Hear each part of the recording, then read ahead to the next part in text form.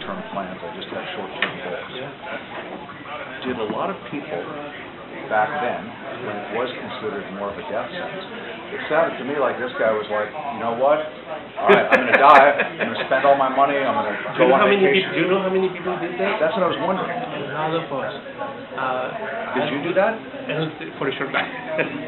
For a short time. Yeah. Because like I said, you know how many of us we were told you're going to die, not only once, but a few times. Yeah. And to know that, I came to this country in 1984.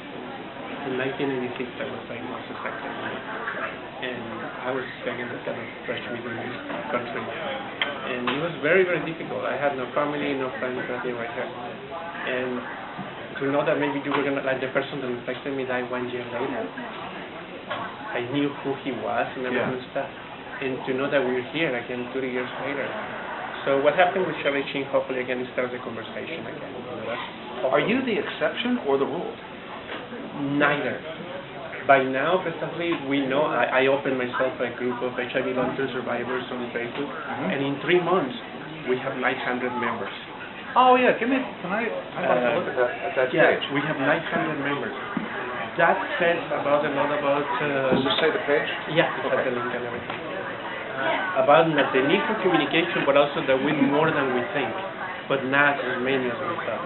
Can I ask you, what medication, how much medication do you take a day? I didn't take medications for 15 years myself. Then, for the first 15 years? Yes, I didn't. Okay, then why did you survive and the guy who infected you died? Honestly, you're going to make me cry now. It's a difficult question to answer. You know, I can say it's love. I can say maybe it was balance. I can say it was ego. I don't know. Somehow, the only thing that I know is I always think kind of optimistic in life. I think that helps a lot. I tend to look at the bright side of things, you know. And I've been part of studies and things like that. And all what they've been finding in common is that the coping skills that we have. How much medication do you take? I'm sorry, the question? How much medication do you take? Right now, I'm lucky. I only take 3 either in the morning and 3 at night. Some people take either 15 and 50. Again, that question, honestly, is the question that many of us ask ourselves. Why am I alive? Yeah. Why other people? What is the makeup of your group on Facebook in terms of gay, straight, black, white, men, women? This group, honestly, it has been my point to make it very inclusive. So it means by now there's a lot of straight people and women and many kinds of races and things like that.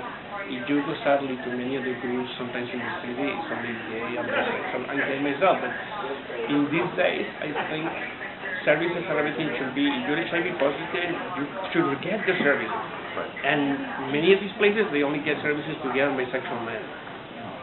If you're a woman or if you're a straight person, it's more difficult. Why? Things have changed. Yeah. What is the percentage of, and I don't know if you know the exact number, but out of the people who are now getting infected, what percentage of them would be gay? What percentage would be straight? What percentage? It's still gay is pretty large. I would say maybe, let's say 60 or 70. The reason is sometimes very simple. Sometimes we have a lot more sex. I'm sorry.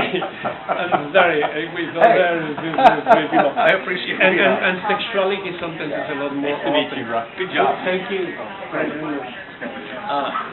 So maybe it's that simple. But also, of course, by now, drugs is another way that people inject drugs. Or blood.